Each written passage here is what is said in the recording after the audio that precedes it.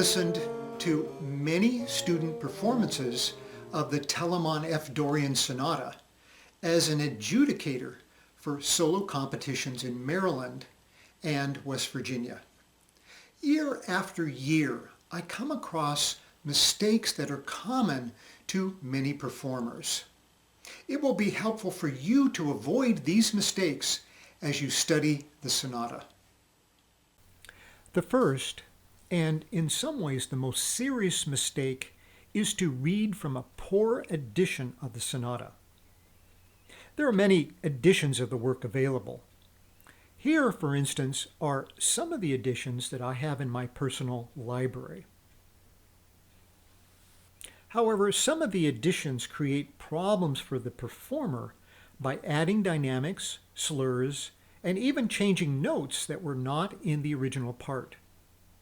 For instance, see this version from Russia that is available on IMSLP.org. The editor of the bassoon part is Valery Popov, one of the greatest bassoonists ever seen in Russia. I've highlighted in yellow here some of the departures from the authoritative edition of the work. First off, there are 4 flats in the key signature instead of 3. There's a forte put in the first measure that's not in the original edition. Now, I do indeed follow that and I play forte, but I'm just alerting you to changes.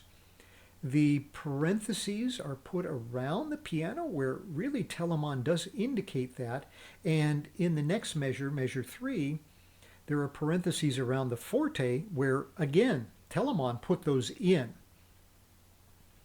You'll see that there's even a change of notes. A little lower down, you'll see that there is a C3 given in the part, when really in the authoritative edition, it's a C2, that is the low C on the instrument. Now, the International Music Company edition has even more liberties. Let's just examine the first line. There's a change in the key signature. There are added dashes on notes. There's a mezzo forte given, crescendos and diminuendos, added slurs, all of that. Now, as a performer, you might indeed want to play those, but first you need to know exactly what Telemann wrote, and then you can make the changes. So it's quite important to find the authoritative work to read first. If you looked at the last video, you'll know I made reference to this. Here again is the website where you can find the work on IMSLP, and this is the authoritative edition that was taken from a collection of compositions by Telemann. If you're seeking a modern edition of the work, then you need to consult this. The authoritative version of the work is also reprinted in the Amadeus edition. If you are seeking a modern version of the work, this is the only version that I recommend. Practicing without an accompaniment is a common problem for many students today, and particularly for this COVID-19 period. This problem is quickly remedied by visiting my website, toread.net. The greatest variety of files are available in the MIDI format. As you can see, there are older files by others and me. And then in December, in preparation for these videos, I created some new files. The MP3 files are here. You can just click and play them from the website. Notice that all of the movements here have accompaniments in multiple tempos. At the bottom, there are links to music at IMSLP, and in the future, I will include links to these videos here as well. Let's select one of the newer files and listen to it.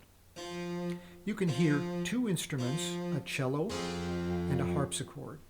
Although many students only have experience with a piano accompaniment, this version is actually closer to Telemann's intentions.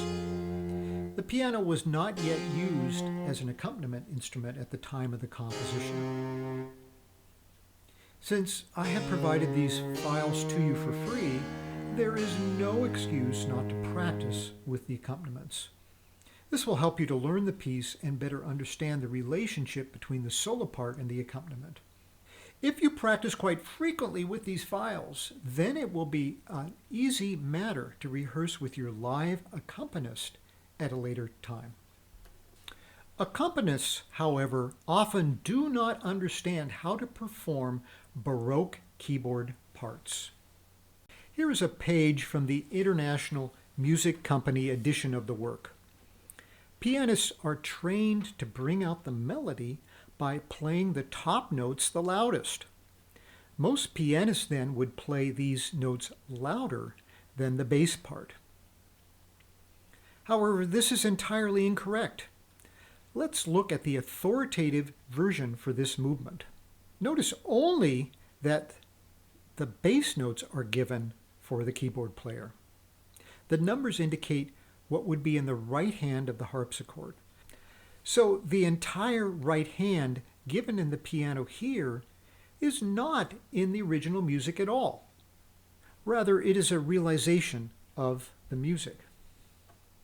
The real melody given by Telemann to the accompanist is in the left hand, the bass part. Normally this would be doubled by another instrument and thus louder. The upper notes on the harpsichord are quieter in any case, so the accompanist should emphasize the bass notes and lightly play the upper notes.